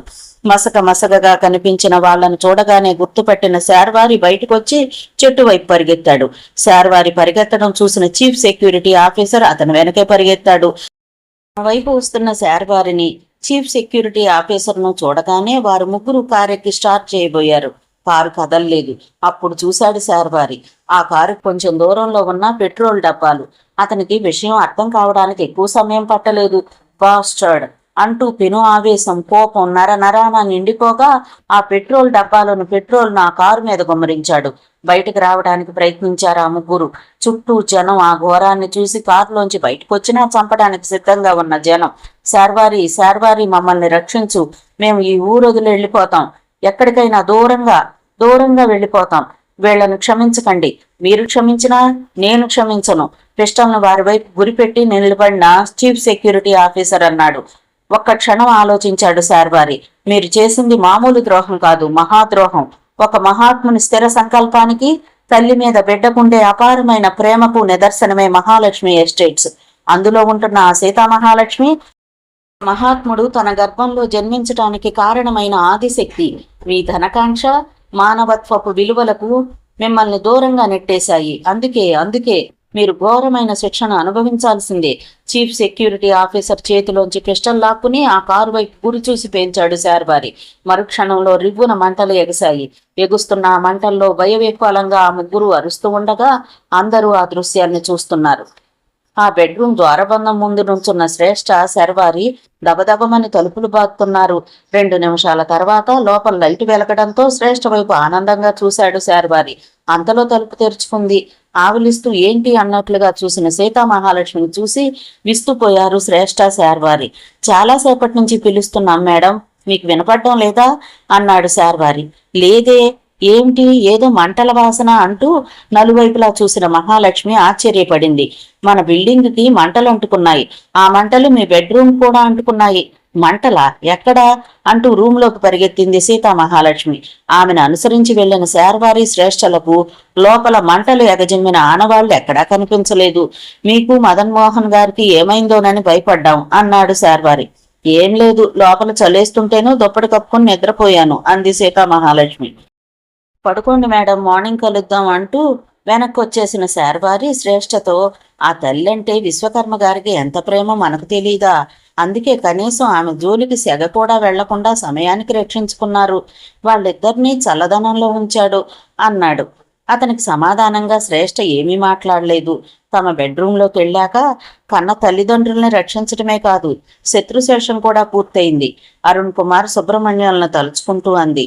తనను నమ్మిన వాళ్లకి ప్రమాదం సంభవిస్తే దేవుడు స్వయంగా వచ్చిన కథలు పుక్కిటి పురాణాలు కాదని ఇలాంటి సంఘటనల ద్వారా తెలుస్తుంది అన్నాడు శర్వారి భక్తి నిండిన మనస్సుతో. న్యూయార్క్ నగరం. హైదరాబాద్లో ఈ సంఘటన జరిగిన మరో అరగంట తర్వాత న్యూయార్క్ నుంచి హైదరాబాద్ రావటానికి స్పెషల్ ఫ్లైట్ ని తీసుకున్నాడు శతానంద. మరో గంటలో ప్రయాణం.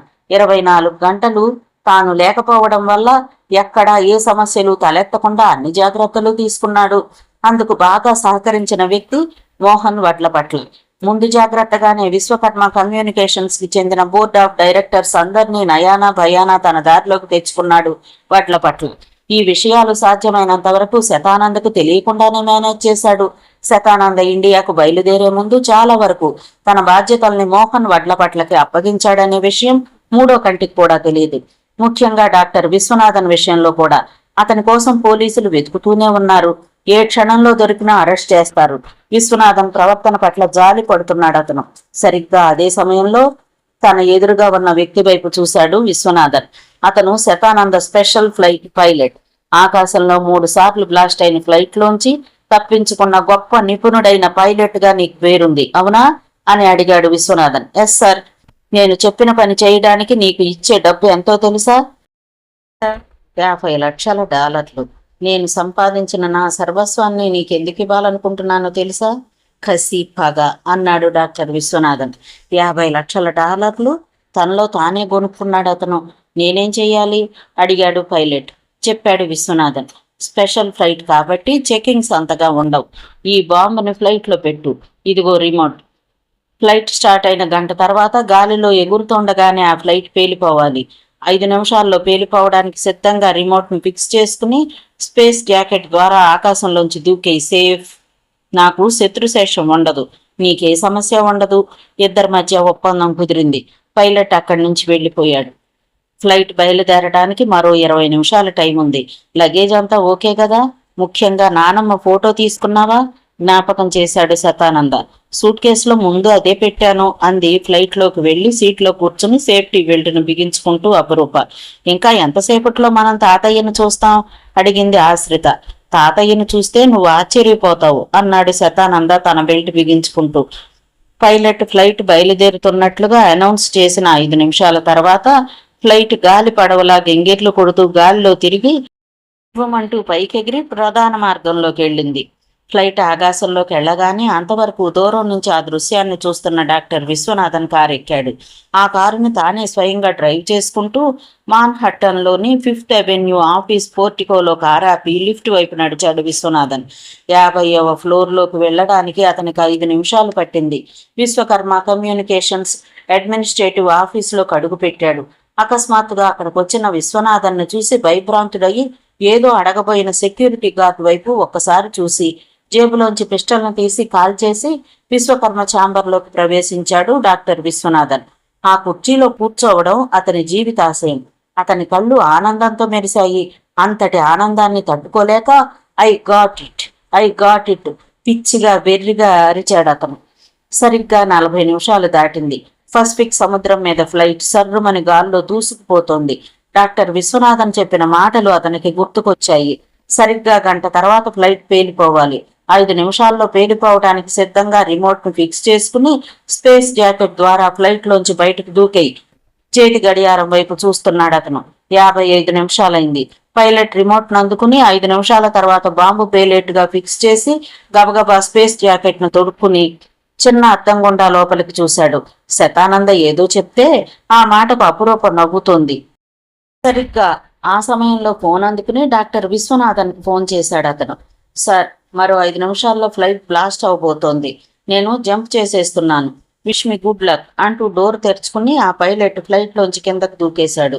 అలా దూకి 20 నిమిషాల తర్వాత ఎత్తైన కొండ మీదకు చేరాడు.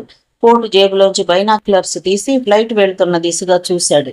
ఫ్లైట్ అలా వేగంగా వెళుతూనే ఉంది, కనీసం పక్కకు కూడా ఒరిగిపోకుండా. ఆ పైలట్ ఆ కొండ దిగి రోడ్డు మీద దగ్గరలో ఉన్న టెలిబూత్ ద్వారా న్యూయార్క్ లోని ఎయిర్పోర్ట్ కు ఫోన్ చేశాడు. ఆ శతానంద భార్యా బిడ్డలతో ఇండియా వెళుతున్న ఫ్లైట్ లో పైలట్ లేడని. నీకెలా తెలుసు? నేనే ఆ పైలట్ ని.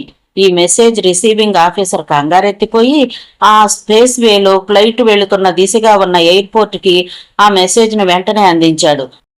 No man, are you fooling me? Just now I have received message from the pilot. He asked me the clearance position చెప్పాడు అతను. నో, యు ఆర్ రాంగ్. ఆ ఫ్లైట్లో బాంబు పెట్టింది నేనే బిగ్గరగా అరిచాడు ఆ పైలట్. ఎయిర్పోర్ట్ మీదుగా వెళ్లిపోతున్న శతానంద ఫ్లైట్లో పైలట్ను చూసి ఒరిజినల్ పైలట్ మాటల్ని ఆఫీసర్ మరి పట్టించుకోలేదు. విమానం జెట్ వేగంతో దూసుకుపోతోంది. పైలట్ స్థానంలో ఉన్న 2.5 ఏళ్ల ముక్తానంద లోపల కూర్చున్న శతానంద అపురూప ఆశ్రితల వైపు ప్రేమగా చూశాడు. విమానం పోతూనే ఉంది గాల్లో. సెల్ ఫోన్ మోగ్గానే అందుకున్నాడు doctor Viswanathan. I am pilot speaking. Everything okay? Everything wrong sir. ఏం జరిగిందో చెప్పాడా పైలట్. ఎవరూ లేకుండా విమానం వెళ్ళదు కదా అన్నాడు విశ్వనాథన్. లేదు సార్, ఆ విమానంలో పైలట్ ఉన్నాడట సార్. అదే నాకు విచిత్రంగా ఉంది చెప్పాడు అతను. How it possible? అంటే శతానంద, అపురూప, ఆశ్రిత అందరూ బ్రతికే ఉన్నారా? నో, వాళ్ళు బ్రతికుండకూడదు. పిచ్చిగా అరుస్తూ ఎయిర్పోర్ట్కు ఫోన్ చేశాడు విశ్వనాథన్.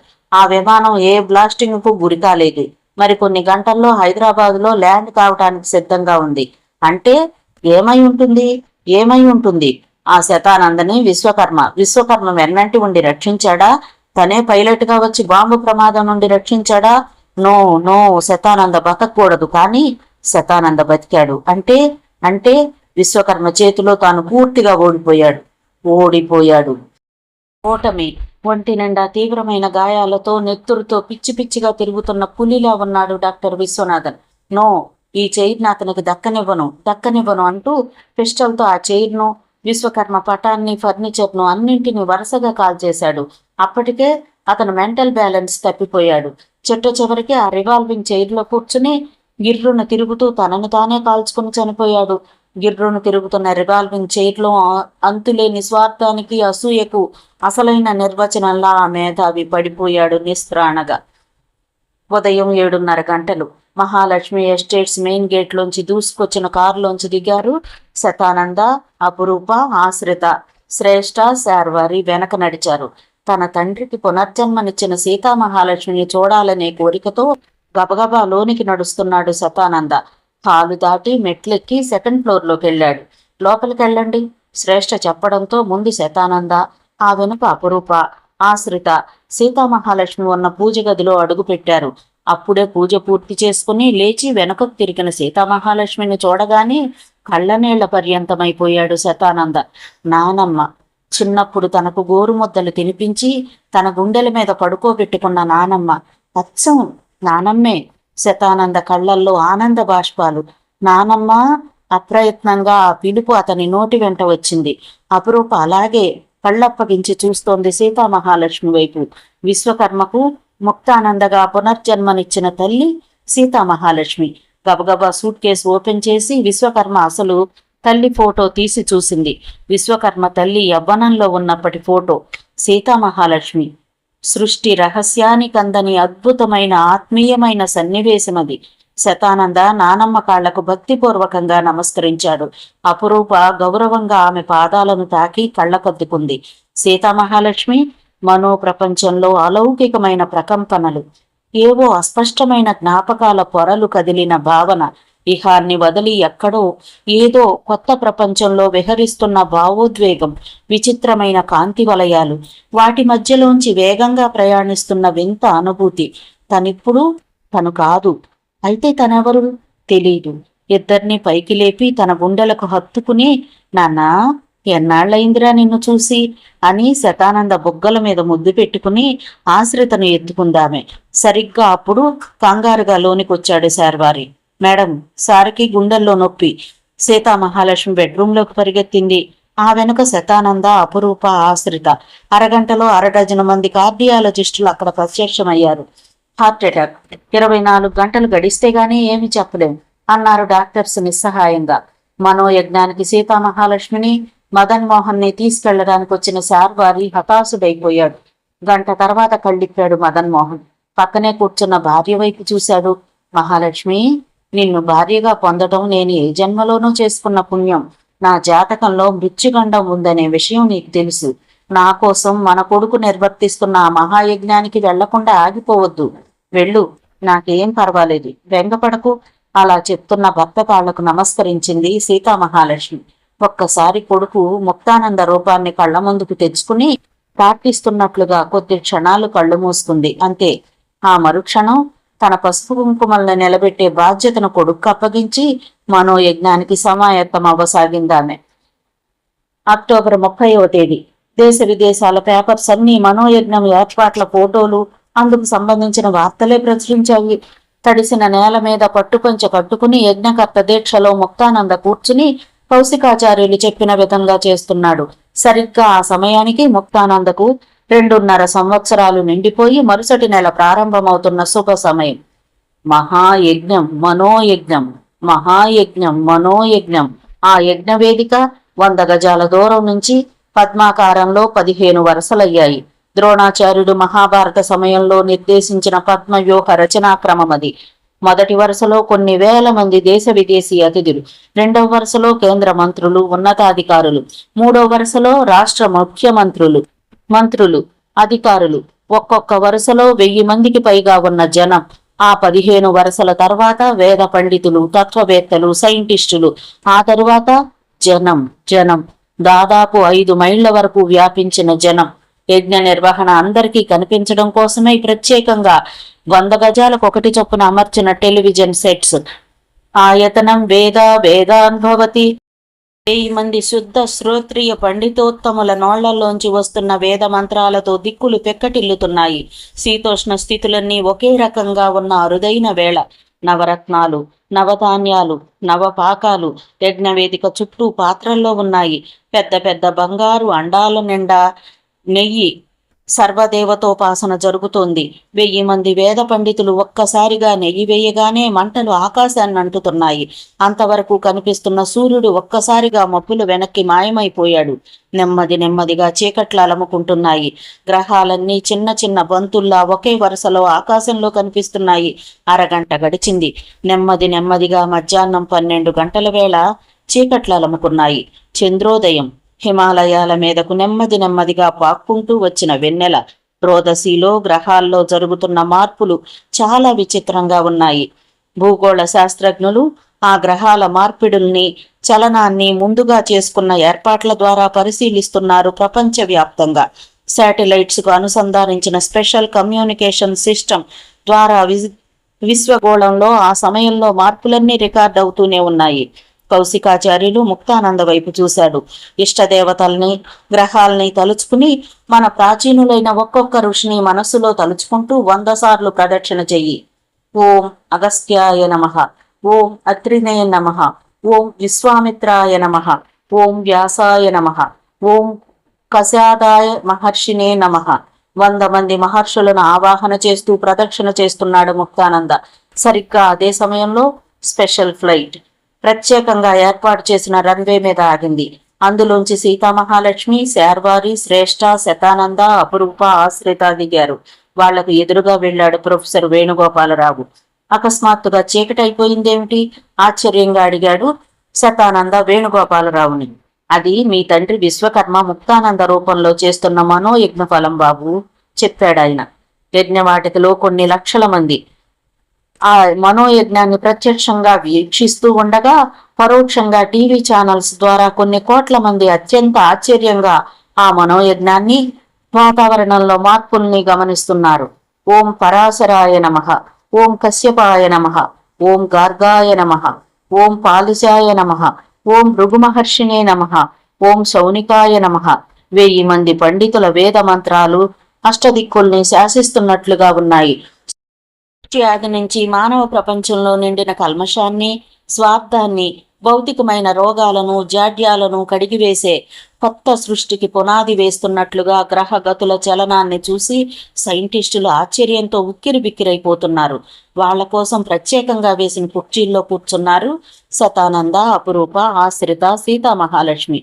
ఆ కళ్ళు దూరంగా కనిపిస్తున్న ముక్తానంద మీదే ఉన్నాయి. తేజస్సుతో నిండిన అతని శరీరం సూర్యుణ్ణి, చంద్రుణ్ణి 2 కళ్లలో నింపుకున్నట్లుగా ఉన్నాడతను. మహర్షుల ఆవాహన తర్వాత ప్రకృతి ఆవాహన ప్రారంభమైంది. ప్రాతకాలం తర్వాత మధ్యాహ్నం, సాయంకాల స్తోత్ర పఠనం జరుగుతోంది. ధ్యేయ సదా సమిత్రుర్మండల మధ్యవర్తి నారాయణ. త్రిసంధ్యలకు ఆలవాలమైన సూర్యమండల స్తోత్రం ప్రారంభమైన సమయంలో చరాచర విశ్వంలో అనూహ్యమైన మార్పులు జరిగాయి. ఆ మార్పులన్నీ కౌశికాచార్యులు ఇదివరలో చెప్పిన మార్పులే. ఎక్కడ వాహనాలు అక్కడే ఆగిపోయాయి. విద్యుత్ సరఫరా ఆగిపోయింది. ఆ కారణంగా ప్రపంచమంతా చిమ్మ చీకటితో నిండిపోయింది. అమెరికా దగ్గర నుంచి నాగరికత లేని మారుమూల కుగ్రామం వరకు ఖండ ఖండాల్లో నిండిపోయిన చీకటి. ఆ సమయంలోనే హత్యలు, కూనీలు, మహాదారుణాలన్నీ జరిగాయి.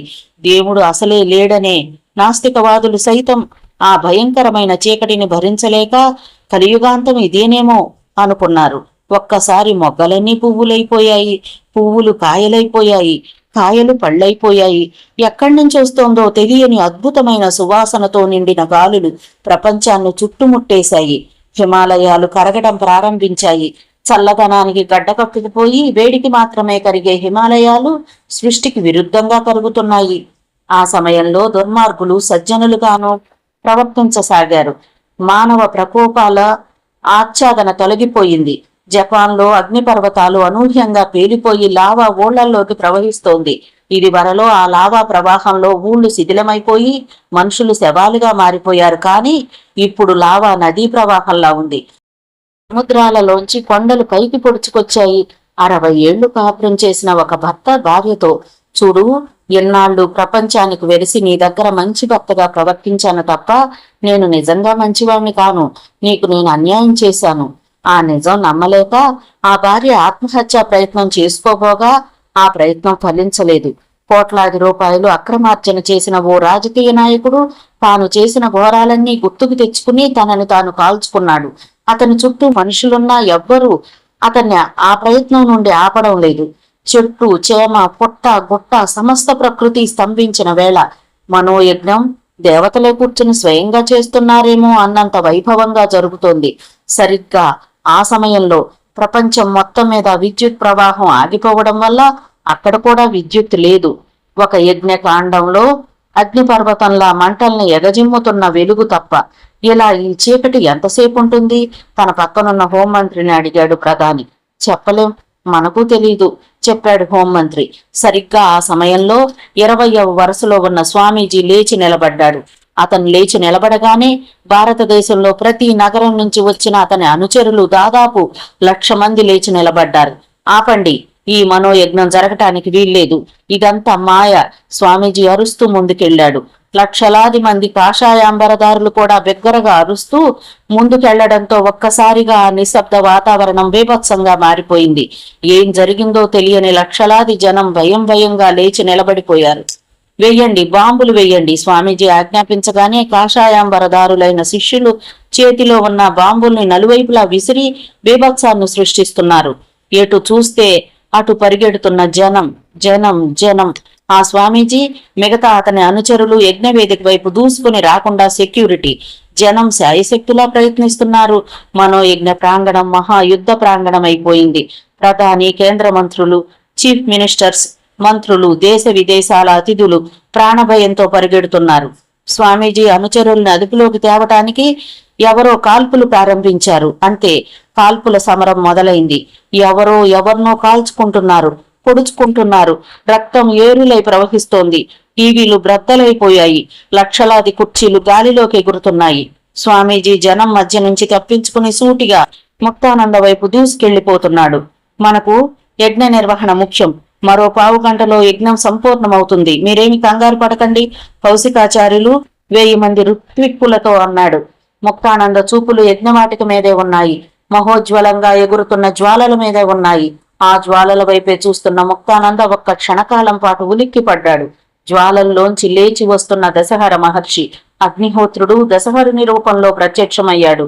దశహర మహర్షిని చూడగానే కౌశికాచార్యులు, మిగతా వేద పండితులు లేచి నిలబడ్డారు. ఇంకో పక్క గొడవలు జరుగుతూనే ఉన్నాయి. దశహర మహర్షి కాళ్లకు భక్తిపూర్వకంగా నమస్కరించాడు ముక్తానంద. నాయనా, చూశావా? అటు చూడు, భగవంతుని సంకల్పం. కొత్త సృష్టికి పునాది వేయించే ఒక మహా మనోయజ్ఞం ఎక్కడ జరుగుతుంటే అక్కడ ఈ సృష్టి పక్కనే విధ్వంసం జరుగుతోంది. ఆ మనోయజ్ఞం, ఆ విధ్వంసం రెండూ భగవంతుని సంకల్పాలే. ముక్తానంద, నీ జన్మ చరితార్థమైంది అన్నాడు ఆశీర్వదిస్తూ. ఆ విధ్వంసాన్ని ఎవరూ ఆపలేరా స్వామి? అడిగాడు ముక్తానంద. నీలో చెడు లేకపోతే మంచిని నువ్వెలా గుర్తిస్తావు? అలాగే ఇది కూడా జరగని అన్నాడు. మహాత్మా, మహాయజ్ఞ నిర్వహణతో నా అనంతయాత్ర ముగిసినట్లేనా? ఆ దేవరహస్యాన్ని చెప్పి నా మనోరథాన్ని తీర్చమని మనవి చేస్తున్నాను. నువ్విప్పుడు నీ ఆత్మను నీ కళ్ళతో చూసుకోగలిగే పరిశుద్ధుడవయ్యావు. చెప్తాను విను. నీలాగే పుణ్యాత్ములైన 11 మంది ఈ భూమండలం మీద నువ్వు జన్మించిన సమయంలోనే జన్మించి పెరుగుతూనే ఉన్నారు.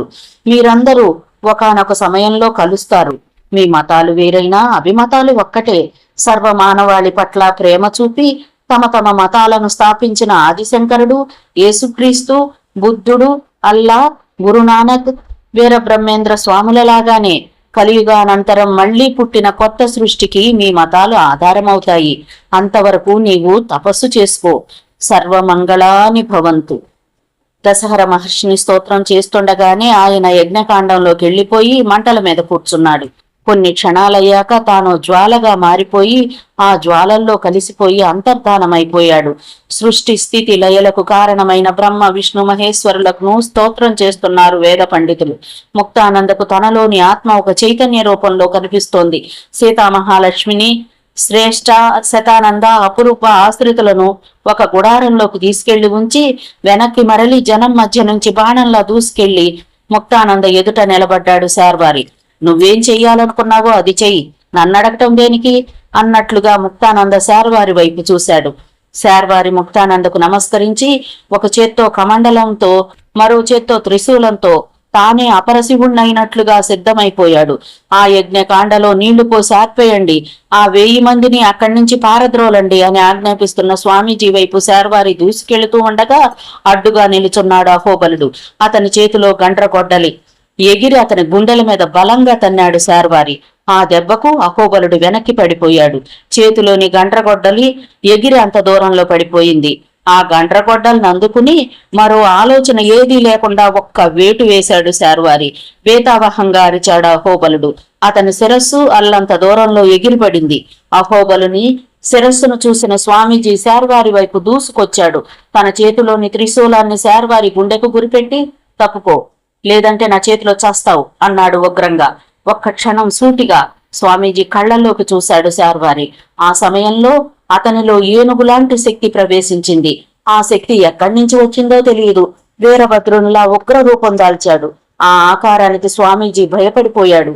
ఆ త్రిశూలాన్ని లాక్కుని తన చేతిలోకి తీసుకుని వెనుదిరిగి వెళ్లిపోతున్న స్వామీజీ వెన్నులో పొడిచాడు. ఆ స్వామీజీ హరహర మహాదేవ శంభో శంకర అంటూ పులు పెక్కటిల్లేలా గొంతు చించుకుని అరిచాడు. చేతిలోని త్రిశూలంతో స్వామీజీ శవాన్ని పైకెత్తి యజ్ఞకాండంలోకి విసిరేశాడు శార్వారి. యజ్ఞకాండంలో పడిన స్వామీజీ శరీరం 3 నిమిషాల్లో బూడిదైపోయింది. స్వామీజీ మంటల్లో మలమలమని మాడిపోవడం ప్రత్యక్షంగా చూసిన ఆయన అనుచరులందరూ రాక్షస మొక్కలా పిచ్చెత్తిపోయినట్లుగా ప్రవర్తించసాగారు. అప్పుడు అంతవరకు ప్రపంచాన్ని కమ్ముకున్న చీకటి తొలగిపోయింది. ఎటు చూస్తే అటు జనం పెట్టరేగిపోయి దొరికిన వాడిని దొరికినట్లుగా చంపుతున్న జనం. సెక్యూరిటీ సిబ్బంది, పోలీసులు అధికారుల ఉత్తర్వుల మేరకు కాల్పులు జరిపారు. దాదాపు గంట సేపు అత్యంత దారుణంగా విచక్షణారహితంగా జరిగిన ఆ కాల్పుల్లో కొన్ని వేల మంది సాధువులు, సామాన్య ప్రజలు మరణించారు. మరో గంట గడిచిన తరువాత అక్కడ ఎప్పటిలా ప్రశాంత వాతావరణం ఏర్పడింది. 1000 మంది పురోహితులు, వచ్చిన లక్షలాది జనం ప్రాణభయంతో పారిపోగా యజ్ఞవాటిక ముందు కౌశికాచార్యులు, ముక్తానంద మిగిలారు. దూరంగా యజ్ఞవాటిక వైపు వస్తున్న సీతామహాలక్ష్మి, శతానంద, అపురూప, ఆశ్రిత, ప్రొఫెసర్ వేణుగోపాలరావు. అప్పుడు ముక్తానంద బ్రహ్మ, విష్ణు, మహేశ్వరుల ఏకాత్మక రూపంలా ఉన్నాడు. ఆ సమయంలో ముక్తానంద వైపు చూసి కౌశికాచార్యులు ఈ విధంగా అన్నాడు: మనోయజ్ఞం నిర్వహణకు నన్ను సూత్రధారిని చేసి నాకు వశిష్ఠత్వాన్ని సంక్రమింపచేసిన మహాత్మా, నాకు జీవితేచ్ఛ నశించింది, నీ పాదాల దగ్గర చనిపోని అంటూ ముక్తానంద ఎదుట నేల మీద పడుకున్నాడు. అప్పుడు కౌశికాచార్యులు భీష్మునిలా ఉన్నాడు. ఆ సమీపంలోని విధ్వంసకారులను తరిమివేసి అక్కడికొచ్చిన శార్వారి వైపు చూశాడు ముక్తానంద. శ్రేష్ఠ శార్వారి వైపు విచిత్రంగా చూస్తోంది. శార్వారి కొన్ని వందల మందిని ఢీకొనటం ఆమెకు ఆశ్చర్యంగా ఉంది. ఏదో దైవత్వ శక్తి ఆవహించిన వాడు తప్ప మరెవ్వరూ అంతటి దుష్ట సంహారం చెయ్యలేరు. శార్వారి వైపు చూసిన ముక్తానంద, మహాత్మా, ఏకాక్ష, యజ్ఞ నిర్వహణకు నీ వంతు సహాయం చేసినందుకు కృతజ్ఞుణ్ణి. శార్వారిలోంచి బయటకురా అని అన్నాడు. శార్వారిలోంచి బయటకొచ్చిన ఏకాక్షుడు ముకుళిత హస్తుడై ముక్తానంద ఎదుట నిలుచున్నాడు. ఏకాక్ష, నువ్వు ఈ మహాత్మునికి ఒక ఉపకారం చెయ్యాలి అన్నాడు ముక్తానంద. చెప్పండి మహాత్మా అన్నాడు ఏకాక్షుడు. ఇతనికి నా యోగశక్తిని, తపశ్శక్తిని ఇచ్చి మోక్షాన్ని ప్రసాదిస్తున్నాను. తన ఆత్మను తాను చూసుకునే అపురూపమైన అదృష్టాన్ని కల్పిస్తున్నాను. ఈ పుణ్యాత్ముడు కౌశికాచార్యులను ఆయన ఆత్మ దగ్గరకు తీసుకెళ్లమని నిన్ను ప్రార్థిస్తున్నాను. అందుకు మౌనంగా అంగీకరించాడు ఏకాక్షుడు. నా జన్మ ధన్యమైంది అంటూ ముక్తానందను తలుస్తూ కళ్ళు మూసుకున్నాడు కౌశికాచార్యులు. నేల మీద పడుకున్న కౌశికాచార్యులను తన ఎడ చేతిలోకి తీసుకుని నమో మారుతాయ నమః అని ప్రార్థించి ముక్తానందకు నమస్కారం చేసి గాల్లోకి ఎగిరాడు ఏకాక్షుడు. అందరూ అటువైపు చూస్తున్నారు. ఆకాశ మార్గంలో దూసుకుని వెళ్లిపోతున్న ఏకాక్షుని స్వరూపం అంతకంతకు చిన్నదై ఆఖరికి బిందువుగా మారి అదృశ్యమైపోయింది. తన తల్లి వైపు చూశాడు ముక్తానంద. బాబూ అంటూ దగ్గరకు రాబోయింది ఆమె. కానీ ఆమెలో రాలేని అశక్తత, అంతటి మహాయోగికి తాను తల్లినా అనే భౌతికమైన సందేహం. ఆ తల్లి మనసులో అంకురించిన భావాన్ని గుర్తించిన ముక్తానంద నెమ్మదిగా ఆమె దగ్గరకు నడిచి అమ్మా పిలిచాడు. అదొక ఓంకారంలా ఉంది. వెదురు బొంగులోంచి వచ్చిన ప్రాణ స్పందనలా ఉంది. అమ్మా, ఏ దివ్య సాధన రహస్యం కోసం నా జన్మకు నీ గర్భాన్ని ఎన్నుకున్నానో, జన్మించానో ఆ కర్మ పూర్తయింది. శేష జీవితాన్ని తపస్సుకు కేటాయించదలిచాను. నీ వాళ్ళందరినీ నీకిచ్చి వెళుతున్నాను అంటూ శార్వారి శ్రేష్టల వైపు, శతానంద, అపురూప, ఆశ్రితుల వైపు, ప్రొఫెసర్ వేణుగోపాలరావు వైపు చూశాడు. అందరూ ముకుళిత హస్తాలతో నిల్చొనున్నారు. ముక్తానంద ముందుకు అడుగువేసి వంగని తల్లి కాళ్ల మీద పడ్డాడు. సరిగ్గా ఆ సమయంలో ప్రపంచంలో నదుల ప్రవాహం తీవ్రతరమైంది. ఎవ్వరూ వెయ్యకుండానే విత్తులోంచి మొక్కలు పుట్టాయి. పాలిచ్చే పశువులు ఎవ్వరూ పెతకుండానే పాలివ్వటం ప్రారంభించాయి. కరువుతో కాటకంతో ఉన్న ప్రాంతంలో వర్షాలు కురవడం ప్రారంభమైంది. ఎడారులన్నీ పచ్చని పచ్చిక బయళ్లతో నిండిపోయాయి. లేచి నిలబడ్డాడు ముక్తానంద. మరి ఇక నాకు కనిపించవా బాబూ అని ముక్తానందను మాతృత్వ ప్రేమతో అడిగింది సీతామహాలక్ష్మి. చెప్పలేను అన్నాడు ముక్తానంద. యోగసిద్ధి వాళ్లకే మహాత్ములు, దేవతలు కనిపిస్తారు. శార్వారి శ్రేష్టల వైపు అడుగులు వేశాడు ముక్తానంద. వాళ్ళు అతని కళ్ళ వైపే చూస్తూ భక్తిపూర్వకంగా నమస్కరించి అతని కాళ్ల మీద పడ్డారు. వాళ్ళిద్దరినీ పైకి లేపి ప్రతి జన్మకు ఒక సాఫల్యం ఉంటుందని తెలుసుకోవడమే పరమార్థం. ఇంకా దుర్మార్గం కలియుగాంతం వరకు పెరిగిపోతూనే ఉంటుంది. మీకు తోచిన విధంగా మంచిగా మానవత్వపు పరిమళంతో జీవించండి అంటూ శతానంద, అపురూప, ఆశ్రితల దగ్గరకు నడిచాడు. శతానంద, భౌతికవాదమైన ఆధ్యాత్మికవాదమైన ఏదైనా మనిషిలోని శక్తిని ఉద్దీపింప చేయడానికి ఉపయోగపడాలి. నేను సంకల్పించిన మహా ప్రాజెక్టులో ఒకటి పేదరిక సమస్య నివారణ. అందుకోసం కృషి చెయ్యి. నీ మేధస్సును అందుకోసం వినియోగించు.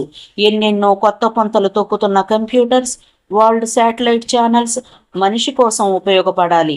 అవి కేవలం వినోద సాధనాలుగా మార్చి మనిషిని నిర్వీర్యం చేయకుండా కృషి చేయి. నా ఆశీస్సులు నీకెప్పుడు ఉంటాయి అని ఆశీస్సులు అందజేశాడు. నువ్వు తపస్సుకు వెళ్ళిపోయే ముందు అనారోగ్యంతో ఉన్న మీ నాన్నగారిని చూసి వెళ్ళు నాయనా అంది సీతామహాలక్ష్మి గుండె లోతుల్లోని బాధను కప్పిపెట్టుకుంటూ. అమ్మా, ఆత్మీయతలో మనమందరం ఒక కుటుంబ సభ్యులం. కర్మలలో కాదు. కర్మశాసనంలో నా దారి ఒకటి, నీ దారి ఒకటి, నా తండ్రిది ఒకటి, మన వాళ్ళందరి దారులు వేరొకటి. ఎవరి కర్మలకు వారు బాధ్యులు అనేది అందుకే. అయినా మా నాన్నగారిప్పుడు మన ఇంటి వద్ద సంపూర్ణ ఆరోగ్యంతోనే ఉన్నారు అన్నాడు ముక్తానంద.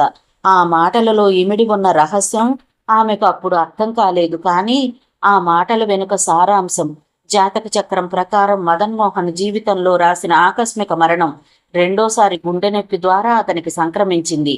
అయినా విధి లిఖితాన్ని చెరిపేసి తన తండ్రికి ప్రాణదానం చేశాడు ముక్తానంద. ఆ విషయం ఎవ్వరికీ తెలియదు.